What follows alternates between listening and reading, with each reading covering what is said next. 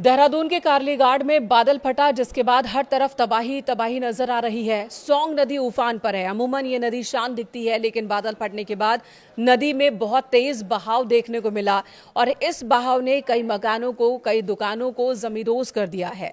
पानी की वजह से, तेज बहाव की वजह से भूमि का कटान इतना ज्यादा हुआ है कि कई मकान जो अभी खड़े दिख रहे हैं वो भी धराशायी हो जाएंगे। और इसी आशंका के बीच एसडीआरएफ, एनडीआरएफ की टीम रेस्क्यू ऑपरेशन में जुटी है। 100 से ज्यादा लोगों को सुरक्षित जगहों पर अब तक पहुंचाया गया है। 2 लोगों के लापता होने की खबर है। तबाही की ये तस्वीरें आपको दिखाते हैं, जहां बादल फटने के बाद सहस्त्रधारा इलाके में सबसे ज्यादा तबाही हुई है। ये इलाका एक टूरिस्ट स्पॉट है। यहां पर बड़ी संख्या में लोग आते हैं जो कि नेचुरल झील में नहाने के लिए, नेचुरल झील में मस्ती करने के लिए आते थे। सहस्त्रधारा में नेचुरल एक झील है जिसके आसपास ही होटल, दुकान, मकान बहुत बड़ी संख्या में बने हुए थे। लेकिन यहाँ भारी तबाही मची है। अब यहाँ मलबा ही मलबा है। जहाँ पर सैलानियों की किलकिलाहट गूंजती थी, जहाँ पर सैलानियों की चहलकदमी होती थी, वहां पर अब उस तस्वीर को हासिल करने में एक लंबा वक्त लग जाएगा। जहाँ पर सैलानियों की मौजूदगी होती थी, वहां अब तबाही के निशान नजर आ रहे हैं।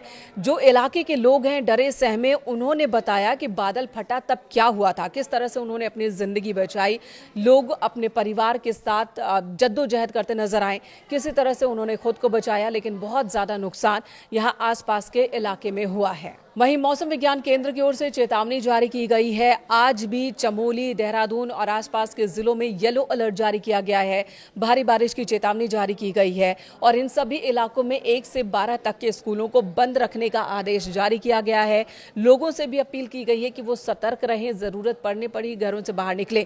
लेकिन बादल फटने की घटना के दौरान मुसीबत इसलिए बढ़ जाती है क्योंकि जब बादल फटता है तो पानी इतनी बड़ी मात्रा में गिरता है कि मकान, दुकान के अंदर जो लोग मौजूद हैं वो भी सुरक्षित नहीं रह पाते हैं। मकानें बह जाती हैं, जमीन खिसक जाती है, नींव में दरार पड़ जाती है, जिसकी वजह से आने वाले दिनों में भी इन इलाकों में नुकसान देखने को मिलता है। इस बार उत्तराखंड की बात की जाए तो इस मॉनसून सीजन में 8वीं बार बादल फटा है अलग अलग हिस्सों में, जिसकी वजह से इन हिस्सों में तबाही मची है।